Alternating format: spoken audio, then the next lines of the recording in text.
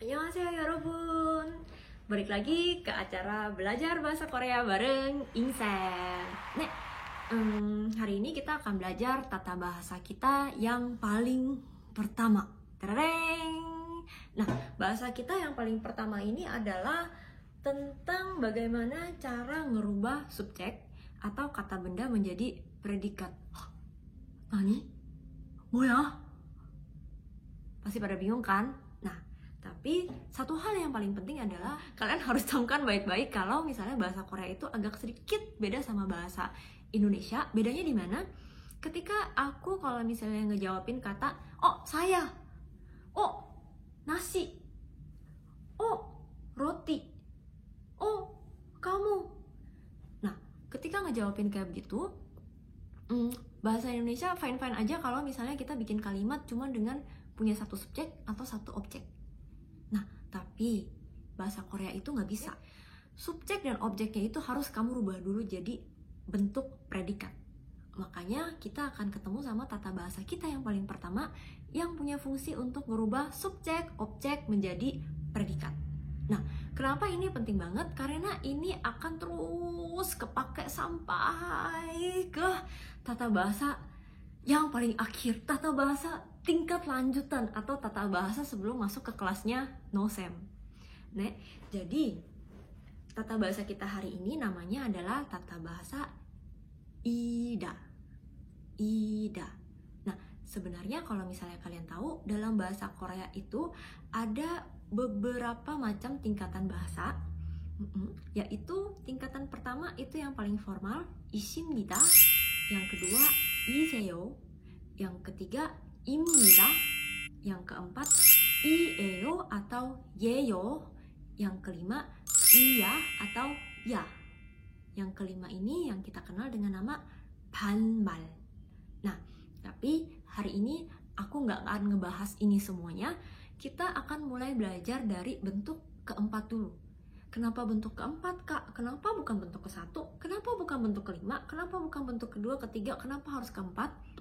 Karena menurut aku, bentuk keempat ini adalah bentuk yang biarpun bentuknya masih agak formal, tapi kesannya nggak terlalu kaku. Terus habis itu, biarpun dia agak casual, tapi bukannya bilang nggak sopan. Jadi menurut aku kalau misalnya kalian bisa bentuk yang keempat ini dulu, nantinya kalau misalnya kalian mau pakai untuk ngomong sama teman-teman Korea, kalian bisa terdengar, oh kamu nggak terlalu kaku nih orangnya, kamu casual banget tapi juga masih sopan. Kita akan belajar dulu ieo sama yeyo. Nah, bedanya di mana sih ieo sama yeyo ini? Pada dasarnya sama aja, bedanya cuma di mana, yaitu kita harus ngeliat dulu suku katanya kita atau kosakatanya kita ini sebenarnya diakhiri sama bacim atau enggak sih? Maksudnya apa sih? Saya bacim-bacim dulu dari kemarin. Bacim itu adalah, kalau yang belum nonton video aku tentang Hangul, bacim itu adalah konsonan akhir yang digunakan di sebuah suku kata. Jadi dia itu ada konsonan akhirnya. Ada juga sih yang nggak ada konsonan akhirnya. Kalau kosakata yang bukan kosakata, kalau suku kata atau kosakata yang diakhiri dengan vokal, itu berarti dia nggak ada bacimnya. Jadi bacim itu adalah kosakata yang diakhiri sama konsonan, yang punya final konsonan. Jangan bingung lagi ya. Contohnya usan. Kalau kita lihat kata dia terakhir adalah n, ya kan? N ini adalah konsonan, berarti usan ini dia ada bacimnya. Terus kedua kita coba ngeliat sagwa. Sagwa, kalau kalian lihat dia diakhiri dengan vokal a atau sebenarnya vokal wa. Kalau kita lihat, oh dia berarti diakhiri sama vokal, berarti dia nggak punya konsonan akhir, berarti dia nggak punya bacim. Jadi contohnya usan itu adalah yang berbacim, sagwa itu yang nggak ada bacimnya. Nah, terus sekarang kalau misalnya udah ada nih dua-duanya, kita coba pasangin. Usan karena dia ada bacimnya, maka dia akan ditemenin sama i yo.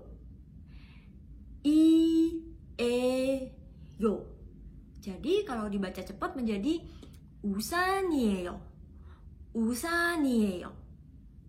Kemudian kalau misalnya kita ketemu sama si sagwa, aku cuma mau bikin kalimat dari kata sagwa karena kita butuh tata bahasa yang satu ini untuk merubah dia menjadi predikat, maka kita akan tempelin di belakangnya. Menurut kalian dipilih ieyo kah atau yeyo kah? Jawabannya adalah yeyo. Karena tadi kalau kalian ingat usan itu kan ada bacimnya, makanya ditempel sama ieyo. Kalau sagwa karena dia nggak ada bacim, makanya dia ditempelinnya sama yeyo. Menjadi sagwa yeyo. Sagwa yeyo. Gampang banget kan? Nah, sekarang kita masuk ke soal-soal latihannya ya. Aku akan nyebut, terus tulisannya juga akan muncul di sini, biar kalian nggak sampai salah dengar atau sampai salah lihat bacim atau sampai salah nulis. Tugas kalian adalah siapkan pensil dan kertas, terus sambil disalin kosakata yang aku kasih di sini, coba dilengkapi belakangnya pakai ieyo kah atau pakai yeyo. Oke? Kita akan mulai dari yang paling pertama, yaitu cek. Cek. Jawabannya adalah cek ieyo. 책 이에요. kalau dibaca cepat jadi 책이에요. 책이에요. 잘했어요. Terus lanjut lagi yang nomor 2 adalah aku akan kasih kata banana. Banana. Jangan lupa disalin. Terus habis itu menurut kalian yang benar i에요 atau yeyo? Kalau misalnya yang milih yeyo, sudah benar. Jawabannya adalah yeyo. Banana yeyo. Kalau dibaca cepat, banana yeyo. Banana yeyo. Gampang kan?